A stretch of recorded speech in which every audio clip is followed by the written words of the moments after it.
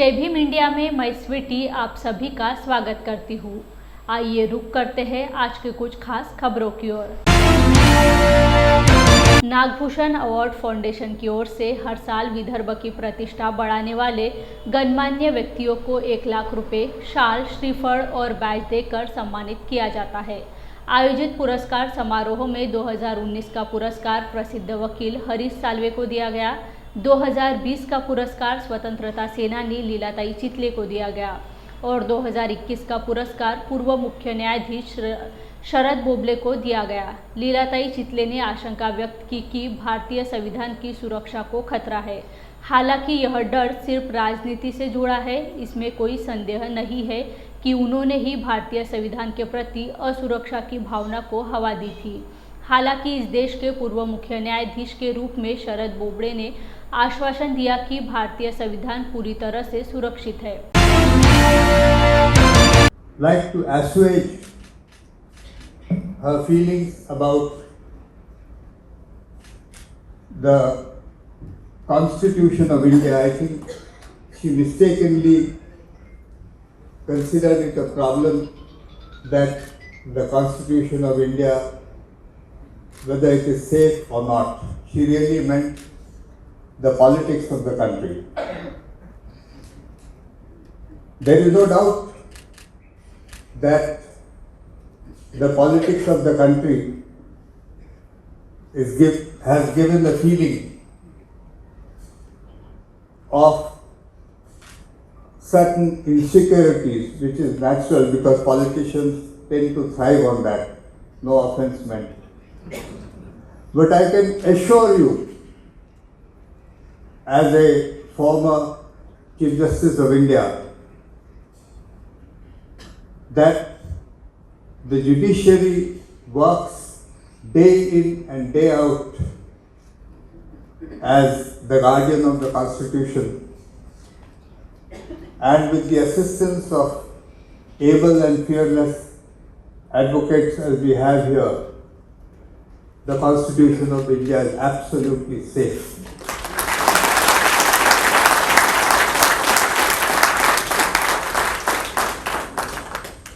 Harish Salve and I probably know each other for the longest time. I think the relationship probably goes back to 1961.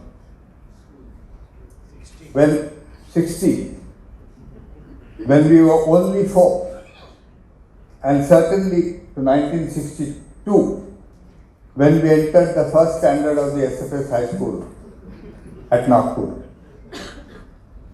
Through thick and thin, the friendship has remained something which I certainly cherish, and I am sure we both cherish.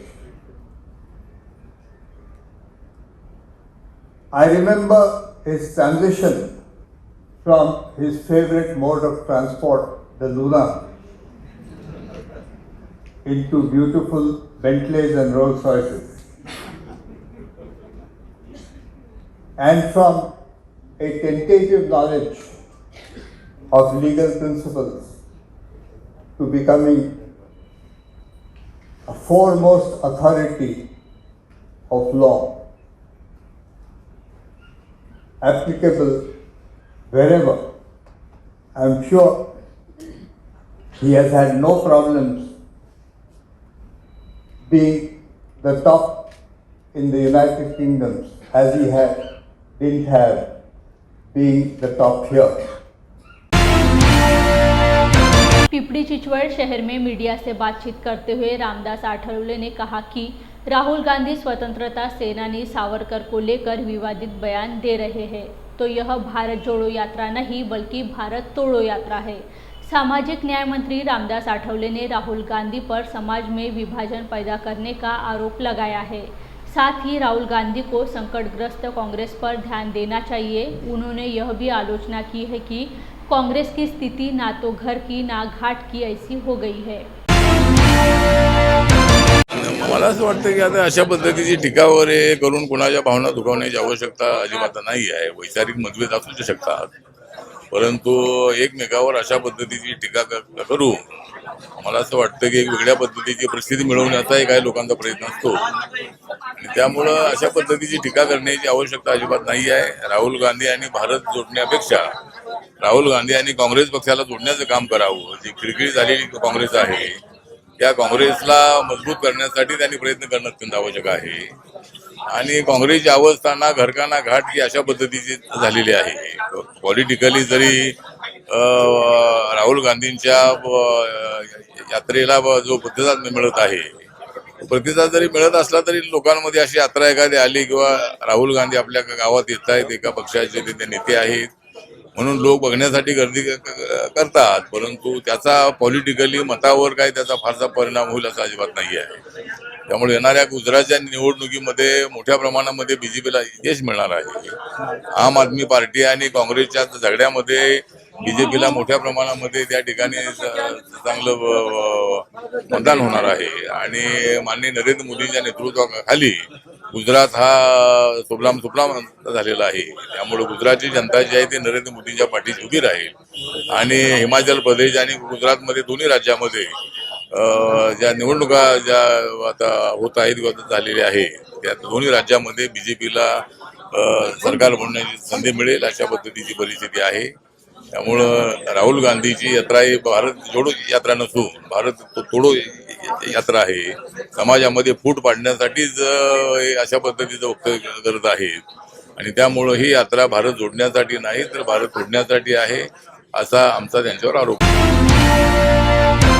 Aurangabad में doctor Baba Saheb Ambedkar विश्वविद्यालय के स्नातक कार्यक्रम में राज्यपाल भगत सिंह कोश्यारी ने एक बार फिर विवादित बयान दिया है. उन्होंने कहा कि शिवाजी अब बूढ़े हो गए हैं, हमें आज का रोल मॉडल लेना चाहिए. यह बयान भगत सिंह कोश्यारी को भारी पड़ सकता है. Who is your favorite hero? बाहर जाने की कोई जरूरत नहीं है, यही महाराष्ट्र में ही आपको मिल जाएंगे. शिवाजी तो पुराने युग की बात है और नए युग की बात बोल रहा हूँ, यही मिल जाएंगे. डॉक्टर अम्बेडकर से लेकर के डॉक्टर गडकरी तक, नितिन गडकरी तो साहब को यही मिल जाएंगे. क्योंकि हम जो करते हैं, आप विद्यार्थी हैं, अपने नए जीवन में प्रवेश करोगे, विशेष करके जो अपनी शिक्षा पूरी कर रहे हो, ऐसे विद्यार्थी अपने सामने अगर कुछ लक्ष्य रखेंगे, हमारे पवार साहब और गडकरी साहब दोनों ही बहुत विजनरी हैं. राहुल गांधी ने वीर सावरकर के बारे में जो वक्तव्य किया है उस पर संजय राउत ने अपनी प्रतिक्रिया पत्रकारों को दी. उन्होंने कहा कि सावरकर, पंडित जवाहरलाल नेहरू, सुभाष चंद्र बोस, महात्मा गांधी, इन्होंने देश के लिए क्या किया है यह बताने की ज़रूरत नहीं है. सबको पता है कि वे क्या थे. अभी आरोप कर कर कोई अर्थ नहीं है, क्योंकि वीर सावरकर आरोपों पर उत्तर देने के लिए हयात नहीं है. वीर सावरकर, सुभाष चंद्र बोस, पंडित जवाहरलाल नेहरू, सरदार वल्लभभाई पटेल आणि महात्मा गांधी या सगळ्यांविषयी कोणी काही या देशाला सांगण्याची गरज नाही. देशाच्या स्वातंत्र्य लढ्यात प्रत्येकाचे एक स्थान आणि योगदान है. मैं कहने से, पंडित नेहरू के ऊपर कुछ बोलने से या सावरकर जी के ऊपर बोलने से लोगों के ज्ञान में कोई नया कोई ज्ञान नहीं मिलेगा. लोगों को मालूम है, लोग सब देखते हैं, पहचानते हैं, सोचते भी है. जो विवाद चल रहा है अब सावरकर जी का, मुझे लगता है उस बारे में बहुत सी डिबेट हो गई है. हमारे लिए सावरकर वंदनीय है, प्रिय है. हमारे लिए महात्मा गांधी, सुभाष चंद्र बोस, नेताजी, पंडित जवाहरलाल नेहरू, जिसने भी इस देश के स्वतंत्रता संग्राम में अपने सुख का त्याग किया है, हाँ, अपनी जान बलिदान की है, सबके लिए इस देश के मन में आदर और आस्था हमेशा रहेगी और है. और ये जो स्वतंत्र सेनानी है वो किसी एक पार्टी के या किसी एक विचारधारा के नहीं होते. जय भीम इंडिया में वक्त हो चला है एक छोटे से ब्रेक का. मिलते हैं ब्रेक के बाद. क्या हुआ बहू? उमा, पाइल्स की बहुत तकलीफ हो रही है. तो तुम गुदरोग सर्जन के पास क्यों नहीं गई? देखो, जैसे हार्ट के लिए हार्ट स्पेशलिस्ट, ब्रेन के लिए ब्रेन स्पेशलिस्ट, तो पाइल्स के लिए पाइल्स स्पेशलिस्ट क्यों नहीं? स्त्री हो या पुरुष, टॉयलेट में तकलीफ केवल पाइल्स ही नहीं और भी कई प्रकार के गुदरोग तथा कैंसर भी हो सकता है। इसीलिए इसकी प्रत्यक्ष जांच जरूरी है। ठीक है माँ, पर जांच के लिए हम जाएंगे कहाँ? वही काले आयुर्वेदिक पाइल्स हॉस्पिटल में। लेकिन माँ, प्रेगनेंसी में पाइल्स की दवाइयाँ? प्रेगनेंसी में आयुर्वेदिक दवाइयाँ सुरक्षित होती है। जनहित में जारी काले आयुर्वेदिक पाइल्स हॉस्पिटल, औषधि चिकित्सा तथा सर्जरी ट्रीटमेंट उपलब्ध। हमारा पता उमरेड रोड, दिघौरी बस स्टॉप के पास, नागपुर। अधिक जानकारी के लिए वेबसाइट पर जाएं kalepailshospital.com। ब्रेक के बाद जय भीम इंडिया में आप सभी का स्वागत है। नागपुर के आसमान में भारतीय वायुसेना की सूर्य किरण और सारंग की टीमों ने हैरतअंगेज करतब दिखाकर समा बांधा। शहर के वायुसेना नगर मैदान में आयोजित इस विशेष समारोह के दौरान उपस्थित नागरिक आसमान में विमान और हेलीकॉप्टर की इन हैरतअंगेज कलाबाजियों को देखकर दांतों तले उंगलियां दबाने लगे। करीबन 2 घंटों तक कलाबाजियां जारी रही। सूर्य किरण के सभी 9 विमान शामिल रहे और सारंग टीम के 4 हेलीकॉप्टर आसमान में एक से बढ़कर एक कलाबाजी पेश करते नजर आए।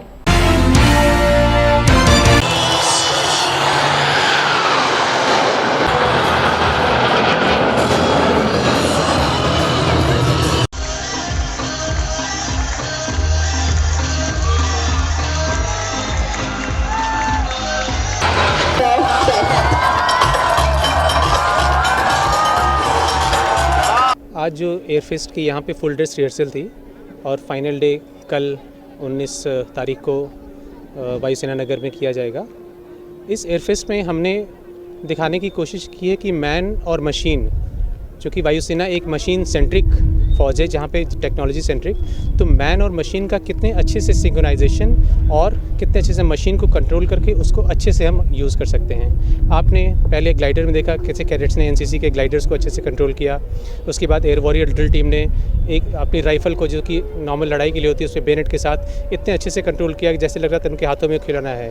तो वही मैन मशीन का कॉम्बिनेशन। फिर हमने पावर हैंग ग्लाइडर देखा, फिर सारंग डिस्प्ले तो आपने देखा ही कि किस तरह से मशीन को लोगों ने, पायलट्स ने, हमारे सारंग के पायलट्स ने उसको कंट्रोल करते हुए इतना डिस्प्ले किया कि सब लोग यहाँ देखते रह गए। और उसके बाद शो स्टॉपर हमारा सूर्य किरण, जिसके बारे में तो कुछ और कहने की ज़रूरत ही नहीं है। हमारे विश्व की टीम्स में one of the best teams Surya Kiran ने आज यहाँ डिस्प्ले किया। और बहुत एक बात बताना चाहूँगा कि सारंग टीम विश्व की एक ही हेलीकॉप्टर डिस्प्ले टीम है जो कि भारतीय वायुसेना के पास है। तो ये पूरा हमारा एयर डिस्प्ले का पैकेज था। इसके बाद यहाँ पे ज़मीन पे हमने यहाँ पे जो वायुसेना में इक्विपमेंट यूज़ होते हैं उसको रखा हुआ है, हेलीकॉप्टर डिस्प्ले से है। और बहुत सारे बच्चे यहाँ पर आए थे, हमको देख सकते हैं कि कितने बच्चे उससे मोटिवेटेड हुए देख के। और कई बच्चों ने तो पहली बार जहाज़ को इतने पास से और इतने नीचे से देखा और उन्हें लगा कि वायुसेना क्या क्या कर सकती है। और ये हमारा एक छोटा सा सैम्पल है कि इंडियन एयरफोर्स की कैपेबिलिटी कितनी है, एक हॉक जहाज़ की कैपेबिलिटी कितनी है, एक सारंग की कैपेबिलिटी कितनी। तो टीम 1996 में फॉर्म हुई थी पहली बार और किरण मार्क 2 जहाज़ पे उड़ान भर रही थी 2011 तक। उसके बाद 2015 में रिजरेक्ट हुई हॉक मार्क 132 एयरक्राफ्ट में, जो आज आपने आसमानों में देखा। इसके अलावा हमें 2019 में भी नागपुर एयरफेस्ट जब हुआ था हमने परफॉर्म किया और हमें बड़ा अच्छा लगता है नागपुर आना, क्योंकि कॉलेज क्राउड बहुत है। और टीम का एम, जहाँ तक हम बात करें, है यूथ को मोटिवेट करना ताकि वो डिफेंस करियर को भी एक ऑप्शन लेके चले। तो keeping that in mind, it is always very nice to see all the youth here, very excited to see us and cheering, clapping for us. So it's been a great experience for us. ये कई decade से सूर्य किरण जी, 26 साल की। कैसे कैसे इसमें बदलाव आते गए और क्या क्या डिमांड आती गई इसमें? तो जैसे कि कहते हैं, हर चीज़ के लिए पहले एक छोटी शुरुआत करनी होती है। तो 1996 में जब टीम सबसे पहली बार बनी थी तो हमने 2 एयरक्राफ्ट प्रैक्टिस करी, फिर 4 एयरक्राफ्ट प्रैक्टिस करी, 6 एयरक्राफ्ट और 9 एयरक्राफ्ट। तो हम आपको बताना चाहेंगे कि पूरे विश्व में बहुत ही कम 9 aircraft military aerobatic display team है, जिसमें से भारतीय वायुसेना के पास एक है। जैसा कि हम सब जानते हैं, भारतीय वायुसेना पूरे विश्व में 4थी सबसे बड़ी एयरफोर्स है। तो उसमें इस टीम का होना हमारे लिए बहुत ही गर्व की बात है। पायलट को लेकर क्या होता है, वो इसमें इस टीम में शामिल होने के लिए कितना क्रेजी होते हैं, या फिर ठीक है कि मिल गया मौका तो कर लेंगे? थोड़ा सा जो जितने हमारे पायलट्स हैं टीम में वो सारे फाइटर पायलट्स हैं जो कि सेपरेट फ्लीट से आए, जैसे कि हमारे जो CEO हैं ग्रुप कैप्टन GS ढिल्लों, वो मिराज से हैं। बाकी पायलट्स कुछ MiG-21 से है, कुछ सुखोई से है, कुछ जैगुआर से है। तो पहले इनकी ट्रेनिंग हॉक में होती है, ट्रायल्स होते हैं, उसके बाद फिर लोग टीम में आते हैं और अपना टेन्योर पूरा करने के बाद जो कि 3-4 साल का होता है, उसके बाद अपनी फ्लीट पे वापस जाते हैं। तो ऑफकोर्स जो फ्लाइंग हम कर रहे हैं, जो पायलट्स कर रहे हैं, वो एक डिफरेंट काइंड की फ्लाइंग है as compare to what they do in squadrons, because squadrons में there is a different kind of flying. But having said that, of course both the flyings are important and both have their own charm. Youth को क्या message देना चाहेंगे? Youth को हम message देना चाहेंगे कि there is this very famous billboard of Indian air force जो कहता है, thinking about your next career option, look at the air force and take the next millisecond to decide. So keeping with the same thought process, we would like to say that it's a great job opportunity. So please, when you are thinking, look forward to looking at this as an avenue and to serve your nation in uniform. राष्ट्रीय contractor labour union जोड़ो अभियान की पूरी team Morshi से Shegaon road पहुंची और भारत जोड़ो आंदोलन का नेतृत्व कर रहे राहुल गांधी को एक पत्र सौंपा. बड़ी संख्या में लोगों को राष्ट्रीय कॉन्ट्रैक्टर लेबर यूनियन जोड़ो अभियान में भाग लेने के लिए पत्र के माध्यम से संबोधित किया गया. यह भी आश्वासन दिया गया कि सरकारी योजनाओं के साथ साथ निजी योजनाओं का भी लाभ सभी लोगों को मिलेगा. नमस्कार, आज हम राष्ट्रीय कॉन्ट्रैक्टर लेबर यूनियन की टीम भारत जोड़ो आंदोलन माननीय राहुल गांधी जी को पत्र देने के लिए मोर्शी से शेगांव रोड से पहुंची और हमने पत्र दिया.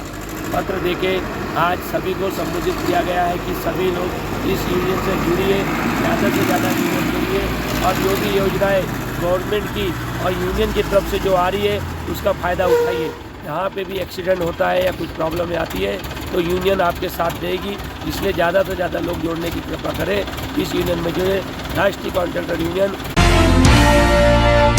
रायगढ़ सहित कोकण में जलवायु परिवर्तन और बदलता मौसमी चक्र बड़े पैमाने पर आम के उत्पादन पर प्रतिकूल प्रभाव डाल रहा है. लिहाजा आम उत्पादक पहले से ही संकट में है और ऐसे में सरकार ने प्रति हेक्टर प्रीमियर ने 4 गुना से अधिक बढ़ा दी है. इस संबंध में चंद्रकांत मोकल 2 बार कृषि मंत्री अब्दुल सत्तार से मिल चुके थे और हर बार लिखित बयान देकर मांग कर चुके थे कि श्री सुनील तटकरे ने इस बैठक में कृषि विभाग के अधिकारियों को महत्वपूर्ण निर्देश दिए. तो का फरक आहे तेच मी मूलभूत जाणून इच्छितोय. काय कारण करते रायगडमध्ये काय अमापीक येतं, रायगडमध्ये घेतलेल्या आपल्याला 15पेक्षा चौपट भाव मिळतो. काय कारण काय की एकाच कंपनीवरती भार पडू नये म्हणूनच एका भौगोलिक विभागातल्या रिजन विभागातल्या कोकण महसूल विभाग आहे त्याच्यामधल्या जिल्ह्यांचं बायफर्केशन करून वेगवेगळ्या विभाग कंपन्यांना दिले. एका विभाग कंपनीला रत्नागिरीचं परवडू शकतं. एक मी तुम्हाला नक्की सांगतो मॅडम, रत्नागिरी सिंधुदुर्ग या दोन्ही जिल्ह्यातलं आंबा उत्पादन रायगडपेक्षा जास्ती आहे. क्षेत्रही जास्त आहे आणि शेतकऱ्यांची बागायतदार शेतकऱ्यांची संख्या सुद्धा जास्त आहे. म्हणजे उलट तिथे द्यावं लागले तर रक्कम तिथे जास्ती होईल आज कंपेअर विथ माय डिस्ट्रिक्ट. पण ह्या जागे आम्हाला पनिशमेंट काय तर आम्हाला. आज के लिए बस इतना ही. देखते रहिए जय भीम इंडिया. जय भीम.